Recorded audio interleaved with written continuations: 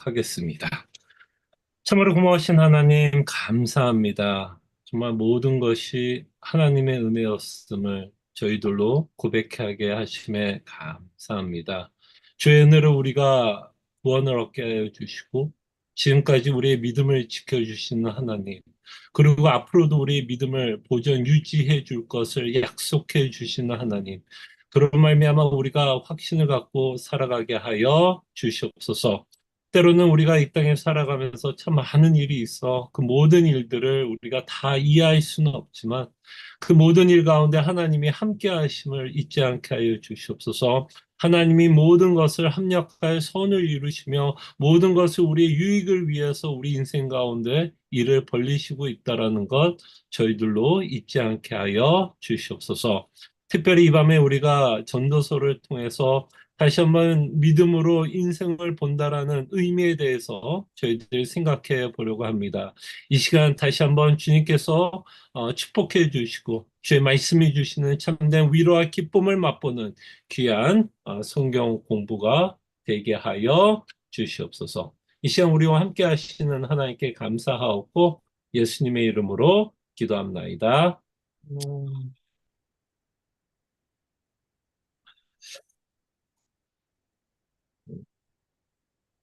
전도서는 우리에게 살아가는 인생에 대해서 참 많은 질문을 던지게 하는 책이라 생각을 합니다. 그리고 이 전도서를 통해서 우리가 갖게 되는 질문들은 여러분들도 저와 함께 말씀을 통해서 답을 한번 찾아가 보시기를 바랍니다. 그래서 저는 이 전도서를 좀 성경 공부라고 부르고 싶지 않고요. 그냥 이 전도서를 통해서 끊임없이 좀 질문을 했으면 좋겠고, 그 질문에 대한 답을 제가 여러분들에게 준다기보다는 여러분들도 함께 말씀을 통해서 그 질문들을 답해 보시면서 저희들이 성경을 살펴보았으면 합니다. 그럴 때 우리는 이 전도서에서 가장 유명한 구절을 기억합니다. 헛되고 헛되다라고 전도서는 우리에게 말씀하고 있는데요. 저희들은 이런 질문을 하게 됩니다. 그렇다면 우리의 인생은 우리 인생이 지금까지 살아왔던 모든 인생이 헛된 것인가? 아무런 유익이 없단 말인가? 라는 질문을 저희들은 하게 됩니다.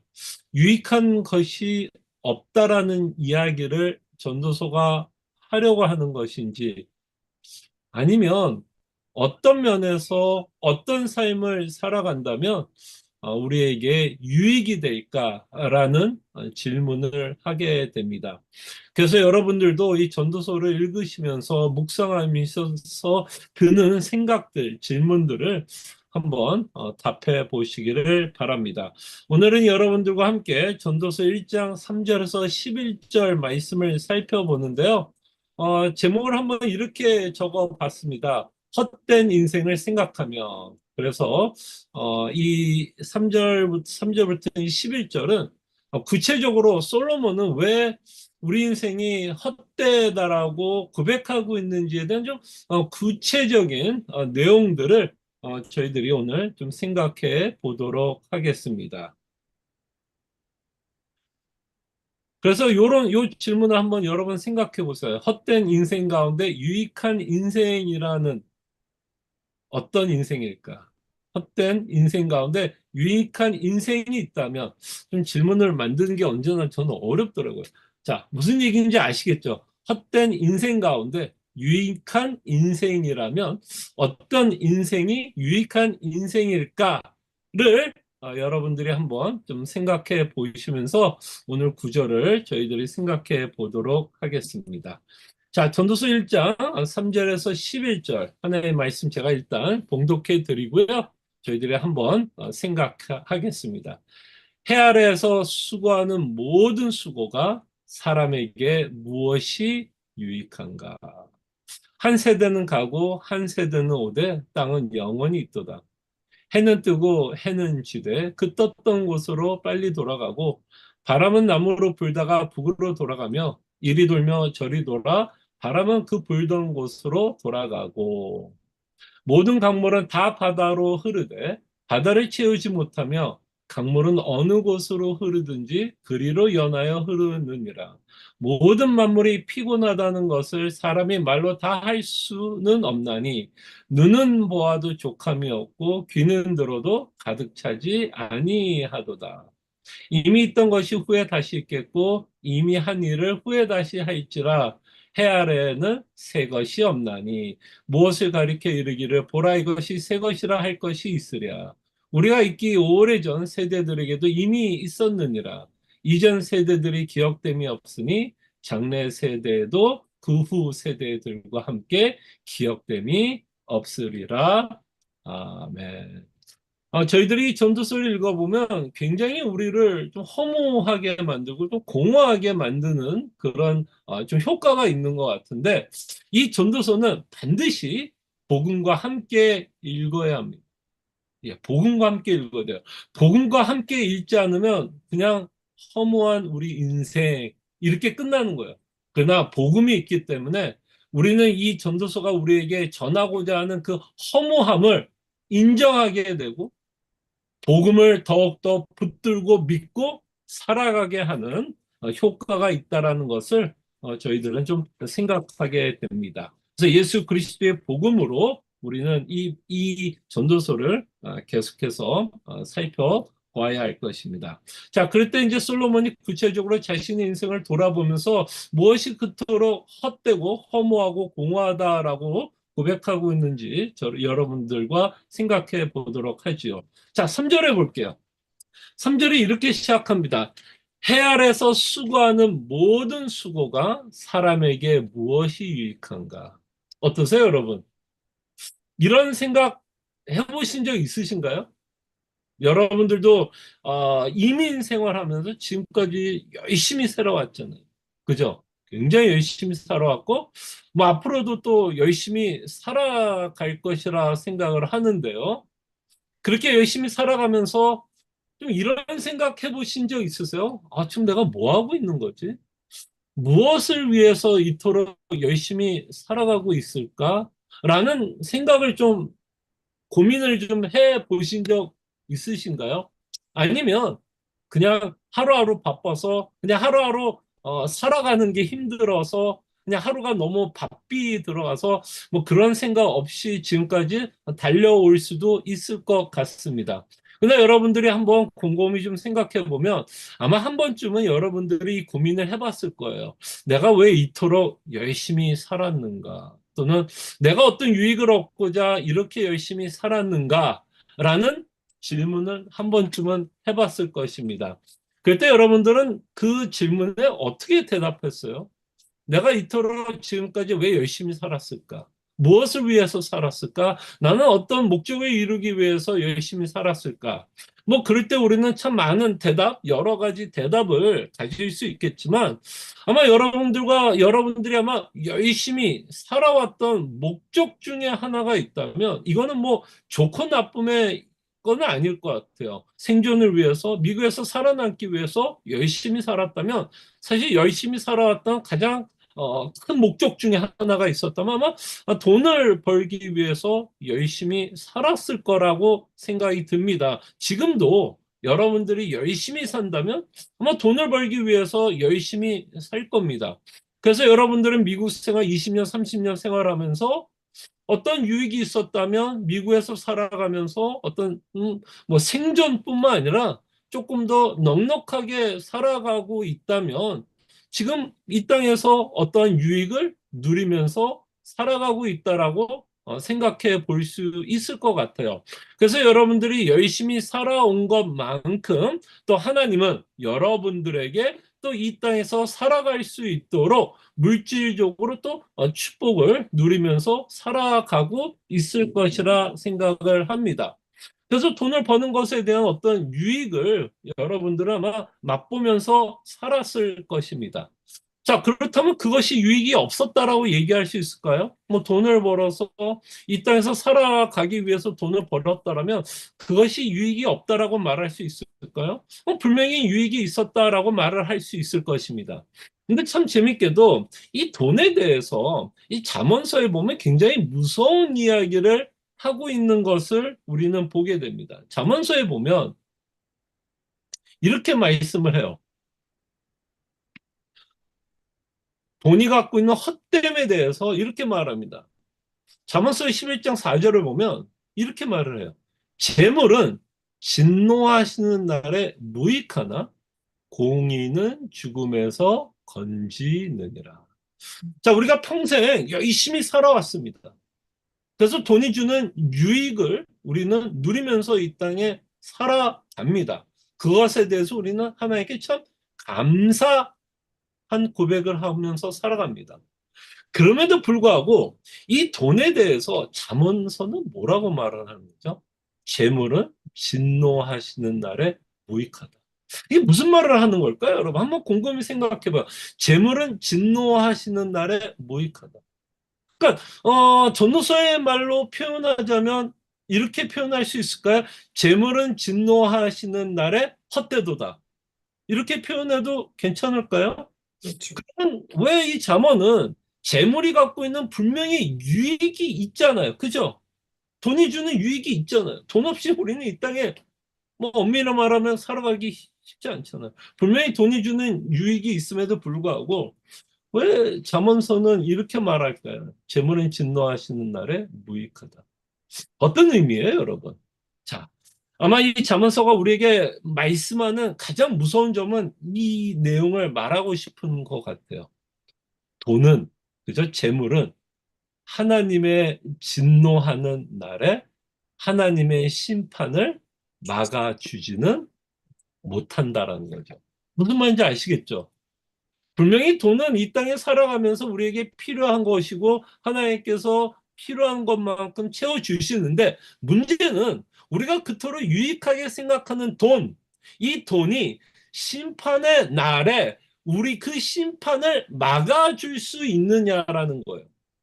만약에 이 돈이 여러분들이 갖고 있는 달러나 우리가 갖고 있는 물질이 하나님의 진노로부터 막아주는 역할을 할 수 있다면 돈이야말로 우리가 가장 유익한 것이 아닐까 생각을 해 봅니다.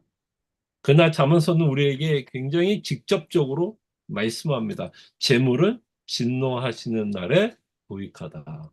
그래서 옛날에 제가 그 주일학교 다닐 때 불렀던 어린아이들이 불렀던 뭐 복음성가라고 이야기할 수 있을까요? 이런 가사 혹시 여러분 혹시 들어보셨어요? 돈을 얻어 못 가요. 하나님 나라. 바로 이 가사가 이 잠언서에서 말하고 싶은 내용이 아닌가 싶어요. 그러니까 이 돈이 아무리 이 땅에 유익하다라고 말을 할 수는 있지만 결국 진노의 날은 하나님이 심판하는 날에는 이 돈은 나에게는 무익하다. 아무 쓸데가 없다라고 잠언서는 우리에게 말씀합니다. 자, 그렇다면 이 잠언서를 가지고 우리 유익을 생각해 봅시다. 그렇다면 우리가 이 땅에 살아가면서 가장 큰 유익이 있다면 어떤 것이 유익일까요, 여러분? 여러분 인생을 살아가면서 가장 큰 유익, 우리에게 가장 필요한 유익이 있다면 뭘까요? 이 진노의 날에 견디게 할 수 있는 것이 가장 유익한 거 아닐까요? 여러분 한번 곰곰이 생각해봐요. 분명히 진노의 날은 있을 겁니다. 심판의 날은 있을 것이고, 지난번에 우리가 전도서를 통해서 우리가 생각한 것처럼 우리는 다 언젠가는 죽음 앞에 쓰게 될 거예요. 그런 의미에서 전도서는 우리에게 굉장히 불편한 진실을 말씀한다라고 말씀드렸죠. 자, 그럴 때 그 죽음 앞에 우리가 섰을 때, 하나님의 심판 앞에 섰을 때, 마지막 날 최후 심판 앞에서 그 심판을 통과하게 하는 것만이 우리의 유일한 유익이 아닐까요? 와. 그런 의미에서 우리가 솔로몬이 고백했던 내용을 좀 생각해 볼 수 있지 않을까요? 해 아래에서 수고하는 모든 수고가 사람에게 무엇이 유익한가? 우리가 이 땅에서 아무리 열심히 살아도 우리의 열심으로는 하나님의 진노로부터 보호함을 받지 못한다라는 거. 예, 예. 그래서 예수님도 그 말 하잖아요. 생명을, 만약에 이 세상의 모든 것을 얻고도 생명을 잃어버리면 소용이 있다, 없다. 소용이 없다라고 얘기하잖아요. 그렇다면 우리는 이 3절을 통해서 우리가 정말 던져야 되는 질문이 있다면 뭘까요? 무엇이 나에게 가장 유익한가? 여러분 인생에서 가장 유익한 것이 무엇일까를 이 전도서는 우리에게 질문을 하게 되는 것 같습니다. 여러분들에게 가장 큰 유익은 무엇이에요? 그럴 때 우리에게 가장 큰 유익은 하나님의 진노를 통과하게 하는 것이 우리에게 가장 유익이 아닐까 생각을 해 봅니다. 자, 그러면 우리가 살아가는 모든 인생이 헛되다라고 이야기할 수 있을까요? 아니죠. 분명히 헛되지는 않습니다. 이런 의미에서 우리 인생 가운데 살아가는 유익이 있겠죠. 자, 그럴 때 사도 바울이 이런 식으로 말씀을 합니다. 그렇다면 인생에서 가장 유익한 삶은 어떤 삶일까? 그럴 때 고린도전서 15장 58절을 보면 이렇게 말씀합니다. 그러므로 내 사랑하는 형제들아 견실하며 흔들리지 말고 항상 주의 일에 더욱 힘쓰는 자들이 되라. 이는 너희 수고가 주 안에서 헛되지 않는 줄 알미라. 자, 분명히 사도 바울은 헛되지 않는 일이 있다라고 말씀하죠. 그럴 때 사도 바울이 말하는 헛되지 않는 일은 뭐예요? 이 구절을 통해서 항상 주의 일에 더욱 힘씁니다. 그나마 우리가 이 땅에 살아가면서 헛되지 않는 삶을 살아간다면 어떤 삶이 돼요? 주의 일에 더욱 힘쓰는 자. 자, 그러면 주의 일은 뭘까요, 여러분?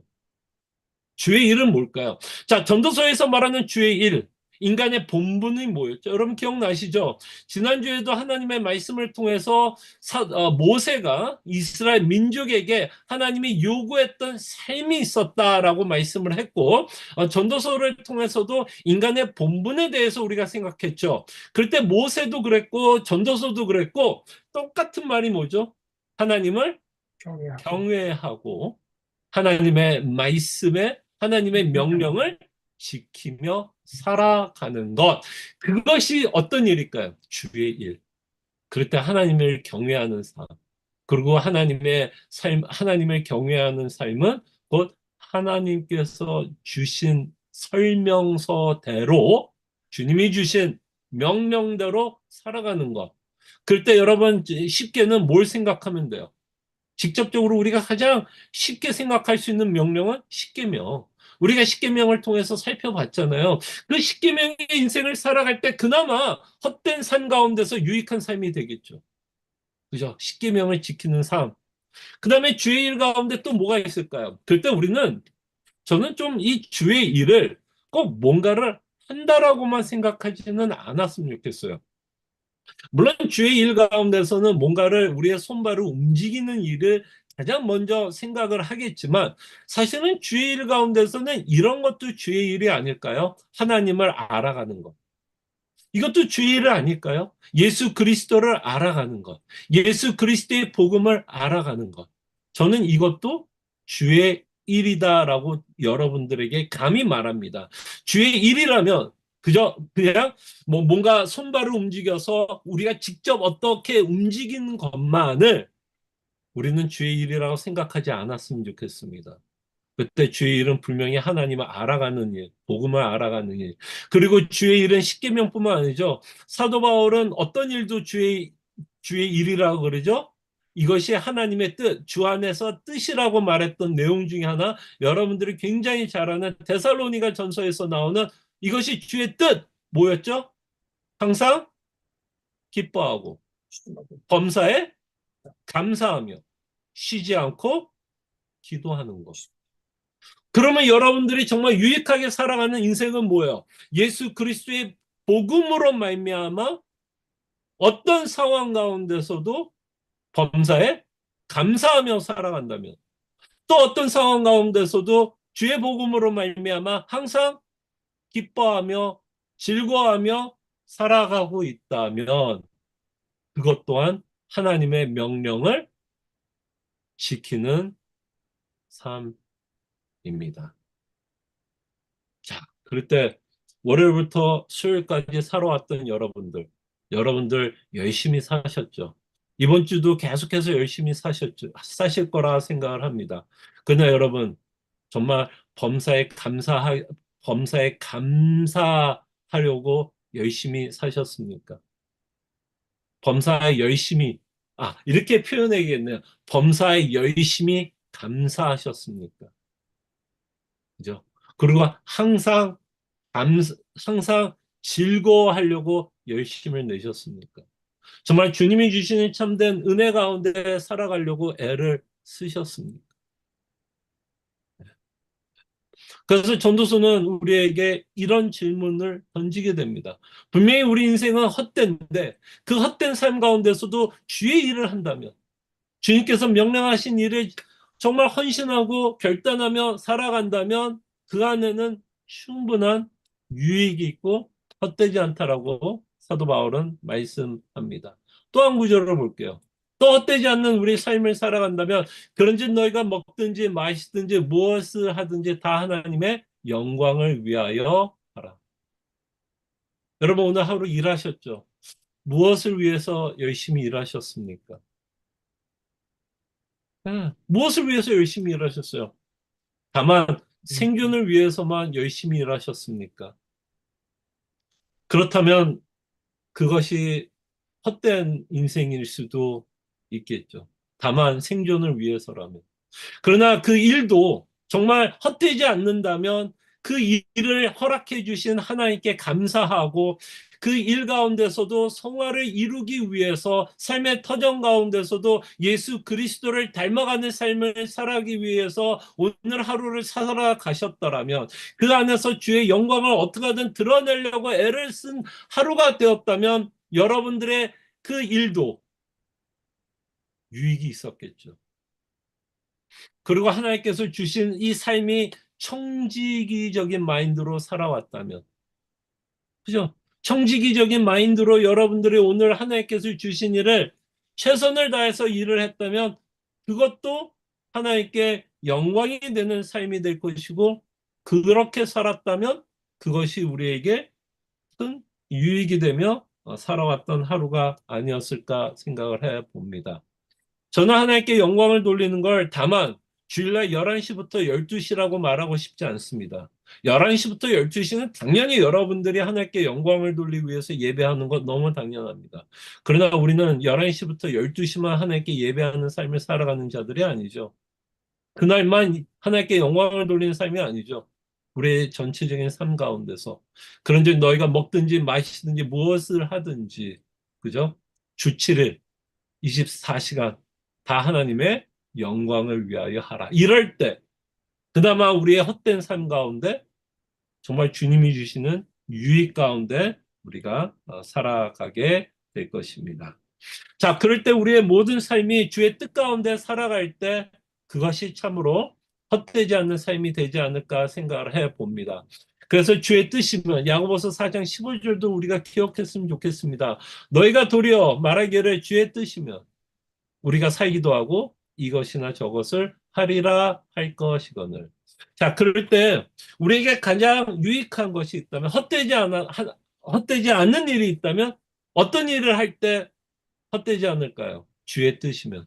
주의 섭리 가운데 있을 때, 주께서 원하는 삶을 살아갈 때, 주님이 요구하는 삶을 살아갈 때, 주님이 명령하는 삶을 살아갈 때, 그럴 때 우리 인생은 유익이 있다라는 것을 생각해 볼 수 있다라는 거죠.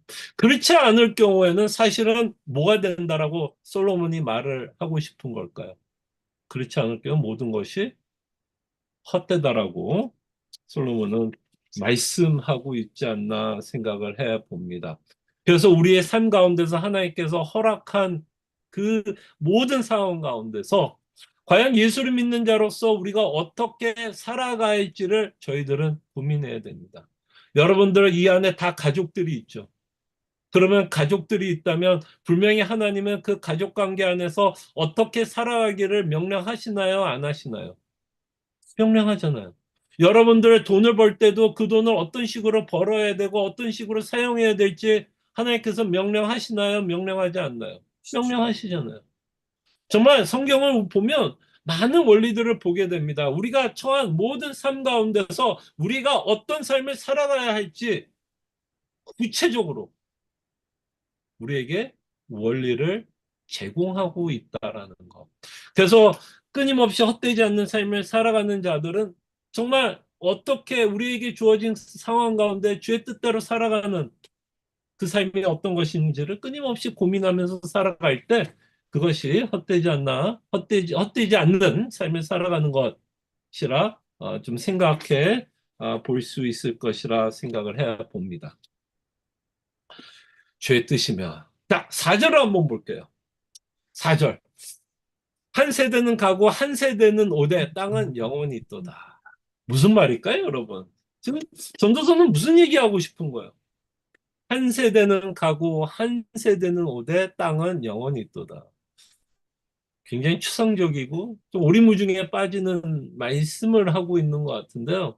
이 전체적인 지금 전도서가 말하고 싶은 내용이 뭐죠? 전체적으로 지금 말하고 싶은 내용은 우리 인생은 헛되다라고 얘기하고 싶은 거라면 결국 사절에 말하고 싶은 내용이 뭐야? 한 세대는 가고 한 세대는 오되 땅은 영원히 있도다.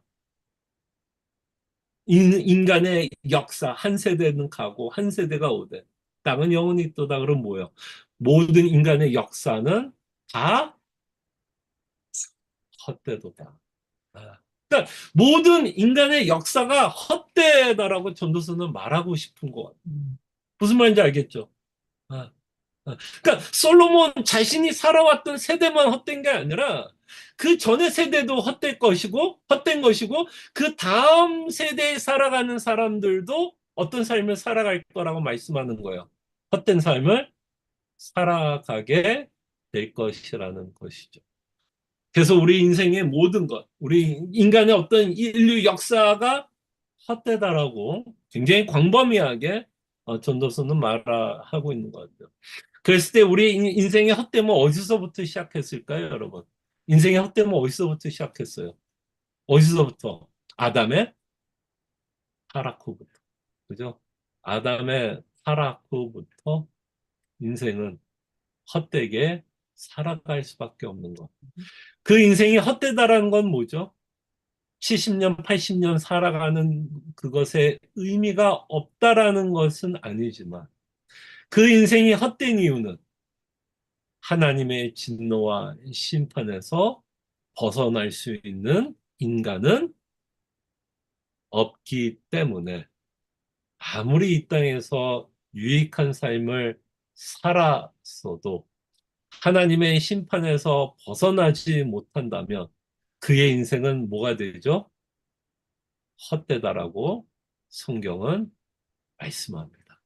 그렇다면 여러분 뭐 적용을 한다면 우리가 어떤 적용을 해볼 수 있을까요?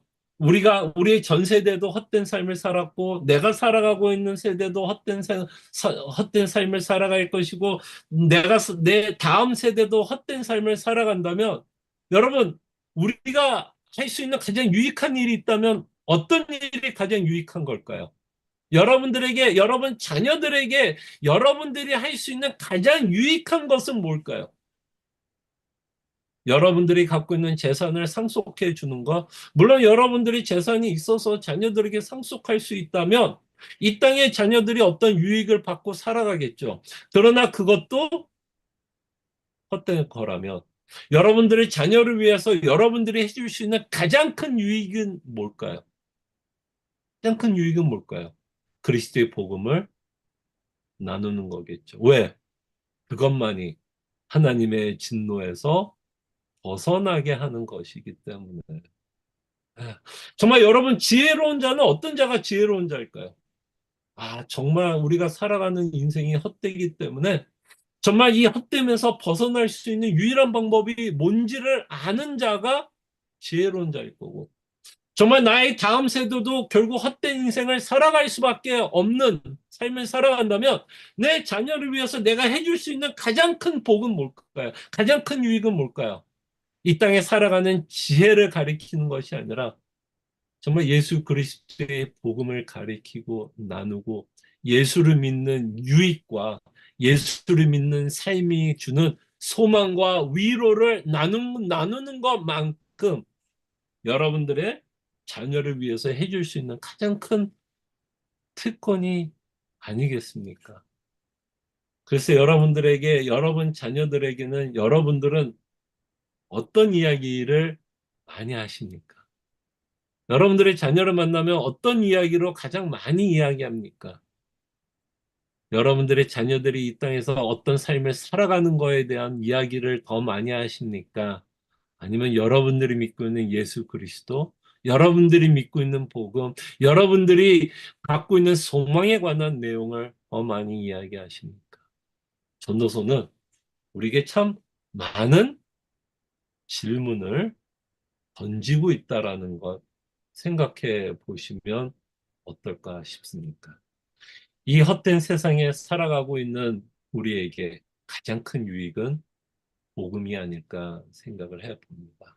그렇다면 이거는 자녀뿐만 아니죠. 자녀에게만 복음을 전하는 것이 아니라 정말 예수 그리스도의 복음이 필요한 믿지 않는 모든 자들, 하나님의 진노에서 벗어나지 못하는 헛된 삶을 살아가는 모든 자들에게 우리 주변에 그런 자가 있다면 우리는 복음을 전해야 될 것이고 또 그리스도의 복음의 위로가 필요한 성도도 있겠죠. 그죠? 성도도 광야 가운데 살아가게 되면 인생에 대한 굉장히 허탈함과 공허함, 그런 거를 맛보게 되지 않을까요?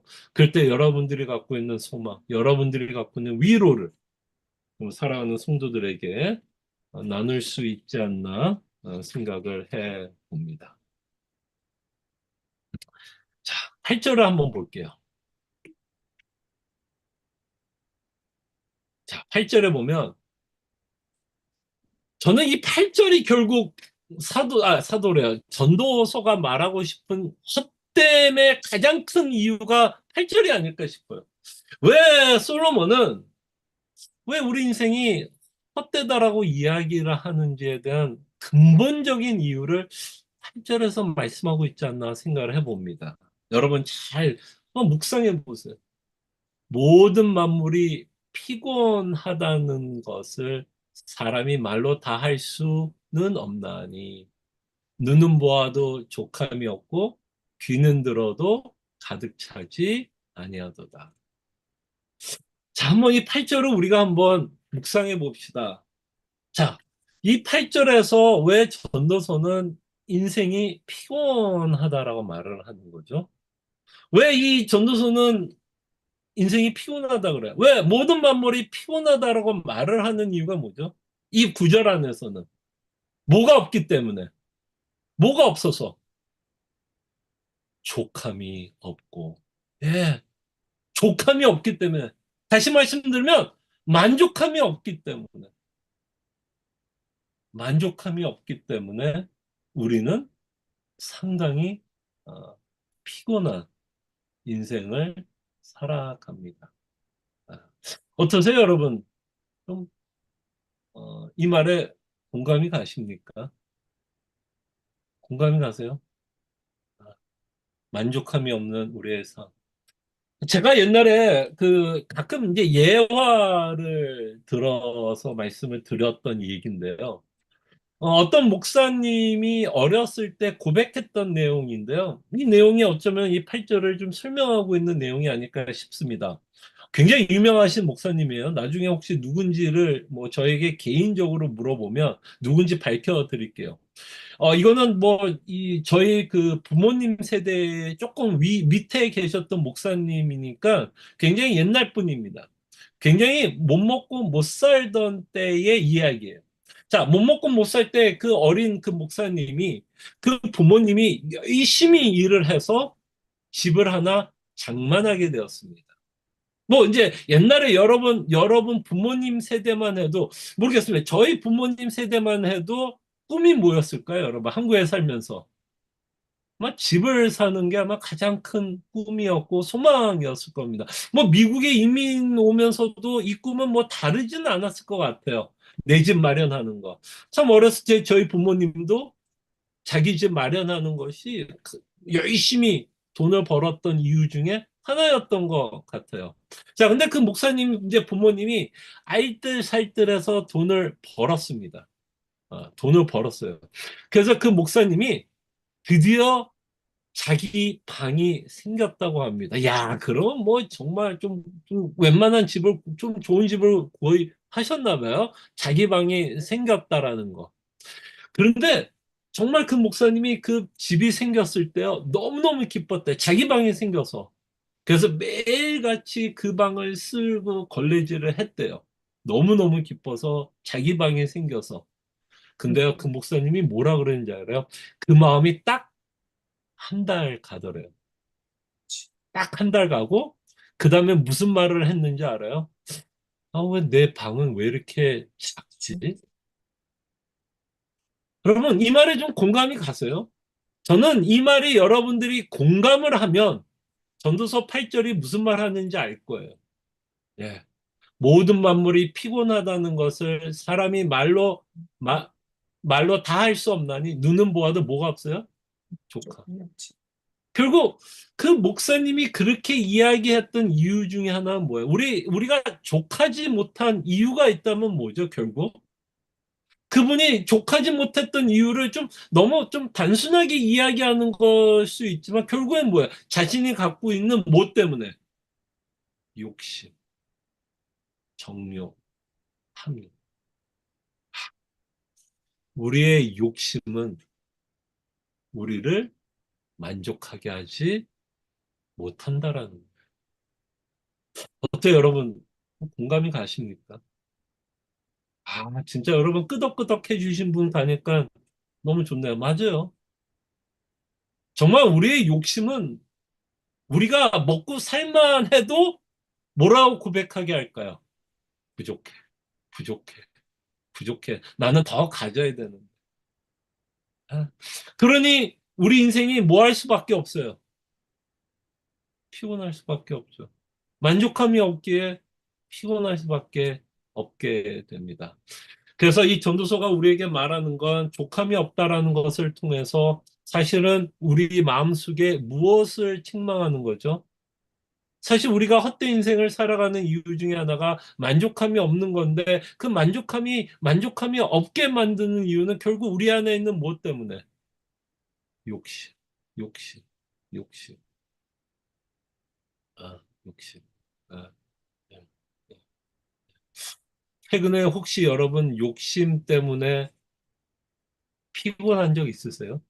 혹시 여러분 요 근래 욕심 때문에 염려한 적 있으세요? 아니면 여러분들이 갖고 있는 욕심 때문에 누군가하고 다퉈 보셨나요? 아, 참 우리의 욕심은 참 다른 많은 죄들을, 그죠? 많은 죄의 열매를 맺게 하는 것. 그 중에 하나는 족함이 없게 합니다. 네, 여러분. 제가 이거를 묵상하면서 가장 무서운 게 뭐였는지 아세요? 이 족함이 없다라고 했을 때 우리가 분명히 물질적으로도 많은 것을 누리면서 살아가고 있지만 우리가 갖고 있는 욕심 때문에 족하지 못해서 피곤한데 여러분이 갖고 있는 탐욕은 무엇도 만족하게 하지 못하는지 아세요? 복음도. 복음도 만족하게 하지 못합니다. 한번 곰곰이 제가 한 말을 한번 묵상해 보세요. 고민해 보세요. 아니, 목사님, 저 아니에요. 아니요. 한번 고민해 보세요. 여러분, 욕심이 얼마나 무서운지 아세요? 정말 예수 그리스도께서 우리를 위해서 십자가에 죽으시고 부활하고 우리에게 하늘의 신령한 구원을 주셨음에도 불구하고 우리가 만족하지 못하게 하는 순간들이 있죠. 그럴 때 우리가 그 복음에 만족하지 못하는 많은 이유 중에 하나가 있다면 뭘까요? 여전히 우리가 갖고 있는 욕심과 탐욕. 예. 여러분, 정말 우리가 갖고 있는 욕심과 탐욕이 얼마나 무서운지를 한번 봤으면 좋겠어요. 얼마나 무섭도록 여러분들을 피곤하게 하는지 한번 보셨으면 합니다. 자, 그러면서 우리가 이 족함이 있으려면 사실 이제 만족함이 있어야 되는데요. 그 만족함이 있기 위해서는 하나님이 우리에게 주신 욕구가 충족되어야 돼요. 그죠? 하나님은 분명히 우리에게 어떤 욕구를 주셨고, 그 욕구가 충족됨으로써 우리는 만족함을 누릴 수 있는 존재가 되고, 그 만족함을 누릴 때 사용하고 있는 단어가 이번 주 신명기를 통해서 우리가 사용했던 단어가 뭐였죠? 행복이라는 단어를 생각해 봤습니다. 하나님이 모세를 통해서 이스라엘 민족에게 하나님을 경외하고, 그죠? 하나님을 경외하고 하나님의 말씀을 지키라고 한 것은 누구의 유익을 위해서 그것을 주신 거죠? 이스라엘의 행복을 위해서. 예수를 믿는 자들에게 행복을 주기 위해서, 그죠? 욕구가 만족되게 하기 위해서 그 명령을 하고 있다라는 거예요. 그래서 우리는 그 욕구가 만족될 때 우리는 행복하다라고 고백을 합니다. 또는 창세기 1장을 통해서 하나님이 세상을 창조하고 난 후에 뭐라 그랬죠? 복이 좋았더라 했던 토부의 상태. 토부의 상태는 어떤 상태예요? 만족되는 상태. 만족되는 상태. 그래서 제가 그날 세 가지 욕구에 대해서 여러분들에게 좀 소개를 했습니다. 물론 여러분, 우리 인간이 이 세 가지 욕구만 있다는 얘기는 아니에요, 여러분. 단순해서 목사님 우리가 이 세 가지 욕구만 있는 거 아니야? 다른 욕구, 예, 다른 욕구도 있지만 이렇게 좀 세 가지 욕구를 좀 나눠서 생각해 보면 우리가 인생을 살아가면서 이런 욕구들이 만족될 때에 우리는 뭐 할 수 있다라는 걸 좀 생각해 볼 수 있어요. 행복할 수 있다라고 좀 생각해 볼 수 있기 때문에 이 세 가지 욕구를 생각해 보는 겁니다. 자, 그럴 때 우리의 욕구에는 세 가지 욕구가 있다라고 말씀을 드렸고, 첫 번째는 일상적 욕구라고 표현했는데, 혹시 기억나세요? 일상적 욕구가 뭔지? 일상적 욕구. 의식주라고 생각하면 돼요. 먹고 사는 거. 여러분, 먹고 사는 문제가 해결되지 않으면 여러분 안에 번민, 고민, 염려 남는 거 아니에요, 결국? 결국 우리가 많이 고민하는 이슈가 어디에 많이 들어가 있죠, 사실? 우리의 고민이 사실은 어디에 많은 부분이 어디에 고민이에요? 이 일상적 욕구예요, 여러분. 정말 우리는 이 일상적 욕구에 대한 염려를 갖고 우리는 이 땅에 살아갑니다. 근데 이 일상적 욕구가 채워지면 우리에게는 뭐가 생겨요? 만족이 생기고 행복해진다라는 거죠. 그래서 제가 그날 설교할 때 여러분들에게 말씀드렸잖아요. 그래서 무엇이 여러분 인생을 지배할 수 있다라고 말씀을 드렸죠. 자칫 잘못하면 이것이 여러분들을 지배할 수 있다라고 말씀드렸어요. 이 일상적 욕구를 만족시키기 위해서 미국에서 살 때 여러분들이 반드시 필요한 게 뭐예요? 돈이에요. 돈 없이는 이 일상적 욕구는 하나도 만족을 못 합니다. 여러분들 집, 여러분들 직접 지어서 산 사람들 여기 없죠? 내가 직접 홈디포 가서 물건 다 사서 그것 또한 돈이 필요하겠네요. 대부분 여러분 뭐 은행을 끼고 샀던지 돈으로 샀잖아요. 그 다음에 여러분 코스코에서 음식 살 때, 그죠? 코스코에서 물건 살 때 뭐가 필요해요? 돈이 필요하잖아. 그러니까 여러분 곰곰이 생각하면요. 우리가 지금 돈에 의존할 수밖에 없는 이유가 뭔지 알아요? 우리는 자급자족하는 사회에 살고 있지 않기 때문에. 여러분과 저는 자급자족이 안 되는 사회에 살고 있어요. 우리는 자급자족이 안 되는 경제 구조에 살고 있기 때문에 우리의 일상적 욕구가 만족되기 위해서는 반드시 뭐가 필요해요? 돈이 필요하고 그 돈이 필요하다라는 것 때문에 자칫하면 무엇이 여러분들이 지배할 수 있어요? 일상적 욕구를 만족시키기 위해서 돈이 여러분들과 저를 지배할 수가 있게 되고 그것을 성경에서 뭐라고 말씀해요? 우상이다라고 말씀을 합니다. 그래서 이 일상적 욕구가 만족될 때 우리는 행복하다고 말할 수 있고요. 그러면 이제 우리가 두 번째로 생각했던 게 이제 기본적 욕구인데 기본적인 욕구는 뭐였죠? 사람들과의 관계. 인간관계. 인간관계에서 오는 만족. 예. 그래서 이 인간관계에서 오는 만족을 가장 대표적으로 보여주는 인간관계 만족은 남녀가 만나 사랑해서 결혼하는 것. 그죠?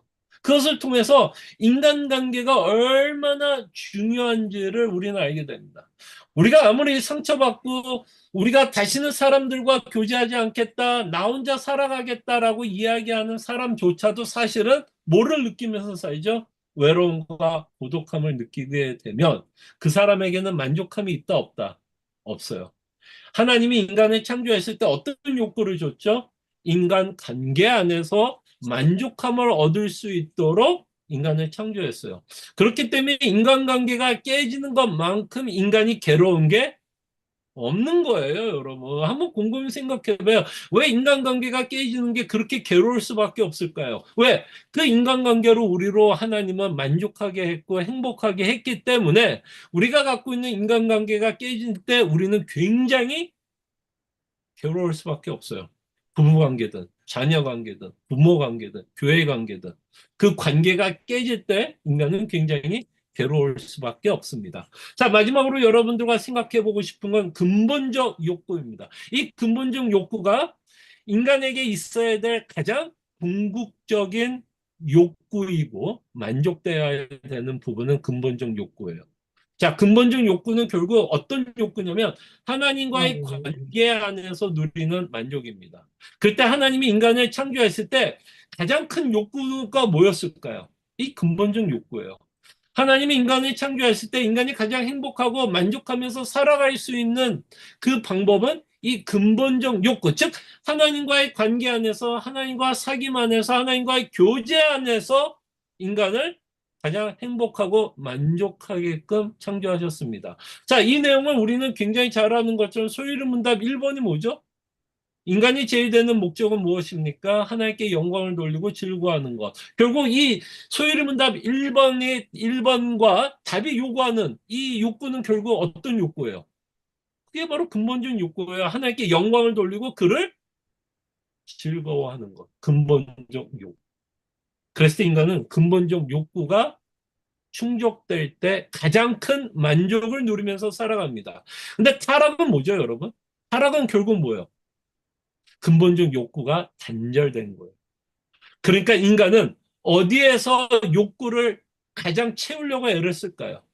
이제 근본적 욕구로 인간이 더 이상 욕구를 채울 수 없다면 결국 뭘로 채울 수밖에 없어요. 일상적 욕구와 기본적 욕구로 자신의 만족을 극대화해야겠죠. 그러나 일상적 욕구와 기본적 욕구도 근본적 욕구 없이 만족될 수 없기 때문에 그 일상적 욕구도 그렇고 기본적 욕구를 우리가 갖추면서 살아갈지라도 전도서처럼 우리는 고백할 수밖에 없죠. 헛되고 헛되었다라고 고백할 수밖에 없어요.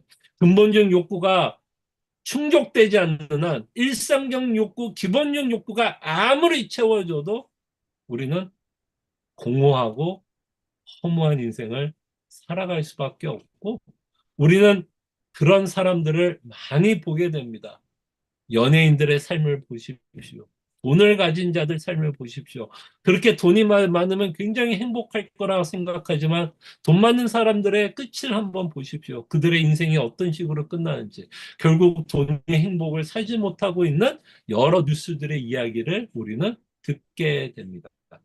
그래서 인간이 가장 만족할 수 있는 단계는 곧 어느 단계에 이르러야 돼요? 근본적 욕구가 채워져야 돼요. 그래서 성경은 이제 이렇게 말하고 싶은 거죠. 근본적 욕구가 채워지면 일상적 욕구와 기본적 욕구가 채워지지 않더라도 만족하면서 살아갈 수 있다라는 게 성경에서 말하고 싶은 사도 바울이 말하는 뭘까요? 자족하는 삶이 되겠죠. 네, 무슨 말인지 알겠죠? 자족은 결국 뭐예요? 근본적 욕구가 만족되기 때문에 일상적 욕구와 기본적 욕구가 충족되지 않더라도 나는 여전히 만족하면서 살아간다면 그것이 바로 사도 바울이 우리에게 말씀하고 있는 자족하는 자의 삶이 아닐까 생각을 해 봅니다. 자, 근데 제가 이 일상적 욕구, 기본적 욕구, 근본적 욕구를 여러분들에게 다시 한번 복습시키는 이유가 있습니다. 자, 한 가지 또 무서운 이야기를, 충격적인 이야기를 할까요? 한번 곰곰이 생각해 보시기를 바랍니다. 우리가 이 땅에 살아가면서 근본적 욕구도 완전히 채워질 수 있나요? 어때요, 여러분? 근본적 욕구가 완전히 채워질 수 있나요? 아, 아니, 목사님이 이거 물어보는 거 보니까 뭔가 함정인 것 같고, 아니라고 이야기해야 될 것 같은데, 아니, 지금까지도 뭐 근본적 욕구가 채워지면 뭐 자족하는 고백한다라고 목사님이 그렇게 이야기를 했는데, 아, 지금 무슨 질문을 하는 걸까라는 생각을 할 겁니다. 자, 저는 조금 더 근본적인 이야기를 하고 싶어요. 한번 공허히 생각해 보십시오. 아무리 우리가 이 땅에서 자족하는 삶을 살아도 우리는 근본적 욕구는 이 땅에서 완전히 충족될 수는 없어요. 왜 우리가 근본적 욕구가 충족되지 않을까요? 왜 근본적 욕구가 충족되지 않을까요? 여전히 우리 안에 뭐가 있기 때문에, 뭐가 있기 때문에, 욕심이 있기 때문에 우리는 근본적 욕구가 채워져도, 그죠? 근본적 욕구가 채워져도 우리가 갖고 있는 욕심 때문에 우리의 눈은 어느 욕구에 신경 쓴다? 일상적 욕구에 여전히 신경 쓰고 그것에 만족하며 살아가고 싶어 하게 됩니다. 그래서 근본적 욕구가 아무리 충족이 돼도 우리가 갖고 있는 죄성이 근본적 욕구를 만족하며 살아가지 못하게 한다라는 거예요. Agree? 그죠? 그렇죠.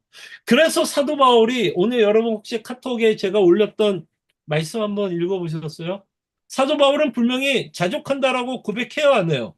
근데 로마서 7장에 보면 자족하는 자의 고백인가요? 뭐라 그래요? 또 7장에서는 오라 나는 자족한다? 아니요. 7장에서는 오라 나는 공고한 자라고 고백합니다.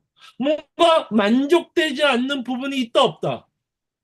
만족되지 않는 부분이 있다라는 거예요. 그 말을 왜 해요? 나에게는 선이 있어. 선을 지키고 싶은 마음이 있다. 정말 하나님으로 만족하면서 살아갈 수 있는 능력이 있지만 여전히 내 안에 뭐가 있다? 악이 있어. 선을 행하지 않고 악을 행하고 있는 내 모습이 있다라는 것을 발견하면서 사도 바울은 뭐라고 고백해요? 오라 나는 공관자로다. 공관자로다. 자, 그럼 이제 질문을 합니다. 아니, 그러면 도대체 우리는 어디서 만족하면서 삽니까? 그죠? 아니, 이 땅에서도 분명히 근본적 욕구가 회복됐어요, 안 됐어요? 했죠? 분명히 됐어요. 그럼에도 불구하고 사도 바울이 로마서 7장을 통해서 오라 공고한 자라면 무슨 질문을 하게 되죠? 무슨 질문을 하게 돼요? 그럼 도대체 우리는 어디서 만족하면서 살아가게 된다라는 얘기야? 라는 질문을 해야 돼요, 안 해야 돼요? 하게 된다라는 거예요. 제가 말씀드렸죠. 전도서는 끊임없이 우리를 뭐를 하게 한다? 질문을 하게 한다 그랬죠. 그렇다면 도대체 우리는 어디서 만족해요? 도대체 근본적 욕구도 이 땅에서 분명히 회복이 되었고 우리가 예수 그리스도의 복음을 믿고 살아가는 어떤 만족함이 있는데도 그게 만족함이 아니라면 도대체 어디에서 우리는 그 만족을 누리면서 온전히 만족을 누리면서 살아가는 걸까요? 언제일까요, 여러분? 대답해 주세요. 천국입니다요. 천국이에요, 여러분. 정말 천국입니다. 그거를 우리는 조직 신학에서는 어떤 단어로 쓰냐면 영화의 상태에 들어갈 때입니다. 영화의 상태. 이 영화의 상태는 어떤 상태예요? 우리는 죄를 지을 수 없는 상태입니다. 죄를 지을 수 없는 상태. 죄를 지을 수 있는 상태에서는 여전히 우리는 오라 곤고한 자다라고 고백할 수밖에 없어요. 그러나 정말 여러분들이 정말 족함이 있으려면 정말 온전히 만족함을 누리고 살아가고 있다면 우리는 무엇을 소망하고 바라보면서 살아가야 돼요? 천국입니다. 영화의 상태예요. 그래서 저는 하나님이 이런 것 같아요, 여러분. 하나님이 왜 헛되다라는 것을 맛보게 했을까요, 여러분? 한번 생각해 보세요. 왜 하나님이 여러분들이 이 땅에 살아가면서 헛됨을 맛보게 했을까? 왜 공허함을 맛보게 했을까? 왜 허무함을 맛보게 했을까요? 왜 그 맛을 보게 했을까? 왜? 하나는 이 좀 부러 땅에, 이 땅에 눈 돌리지 말고, 그죠? 이 땅에 눈 돌리지 말고, 구원의 완성, 그죠? 구원의 완성, 영화의 상태, 정말 하나님이 여러분들 구원한 목적이 뭐예요? 왜 여러분들의 죄를 사해 줬어요? 왜 하나님이 여러분들의 죄를 용서했어요? 그것은 하나님이 여러분들에게 구원하기 위한 기초 작업이라고 말씀드렸죠. 왜 여러분들의 죄를 용서했어요? 왜? 영화의 상태에서 하나님과 영원히 살게 하기 위해서. 죄의 용서 없이는 천국에 들어갈 수 없기 때문에. 그렇다면 8절은 여러분들을 하여금 무엇을 생각하게 하나요? 무엇을 생각하게 해요? 종말을 생각하게 합니다. 8절은 여러분들의 종말을 생각하게 해요. 그래서 지금 전도서에서 말하는 헛됨은 결국 우리로 하여금 무엇을 생각하라는 거죠? 무엇을 생각하라는 거예요? 궁극적 구원. 정말 하나님이 우리 인생 가운데서 무엇을 이루시려고 하는지에 대한 그 궁극적 구원의 완성, 거기에만 우리에게 뭐가 있기 때문에 참된, 온전한 만족이 있기 때문입니다. 우리가 이 땅에 살아가는 한은 복음을 믿지만 여전히 우리가 갖고 있는 죄성 때문에 우리는 공고할 수밖에 없어요. 그잖아요. 그잖아요. 그렇기 때문에 우리는 정말 무엇을 소망하면서 살아갑니까? 하나님의 나라. 하나님의 나라, 그 종말. 그래서 이 전도서는 끊임없이 종말을 바라보게 합니다. 음, 예. 그래서 여러분 인생을 살아가면서 피곤함을 느꼈습니까? 참, 왜 나는 예수님을 믿으면서 만족하지 못하지? 당연하죠. 당연한 거예요. 여러분들이 만족하면 이 땅에서 영원히 살 거를 생각할 거 아니에요. 이 땅을 만족시키지 않음으로써 하나님은 여러분들을 끊임없이 하나님의 나라를 바라보고 완성된 나라, 우리에게 온전한 만족을 주는 그 나라를 바라보며 살아가게 하기 위해서 우리에게 헛됨을 맛보게 하셨습니다. 그래서 이 저녁에 우리 함께 기도해요. 우리 인생의 유익은 뭘까요? 여러분과 저 인생의 유익은 무엇입니까? 여러분들은 오늘 왜 열심히 살았어요? 무엇을 위해서 열심히 살았습니까? 우리 인생이 헛되다면 그나마 유익한 삶은 어떤 삶일까요? 그리고 이 땅에 만족함이 없다면 이 만족함이 없는 것을 통해서 하나님은 무엇을 생각하며 살아가기를 원하는지 이 시간 우리가 기도하며 주의 음성을 듣고 하나님이 주시는 응답 가운데, 대답 가운데 여러분들이 살아가시기를 바랍니다. 함께 기도.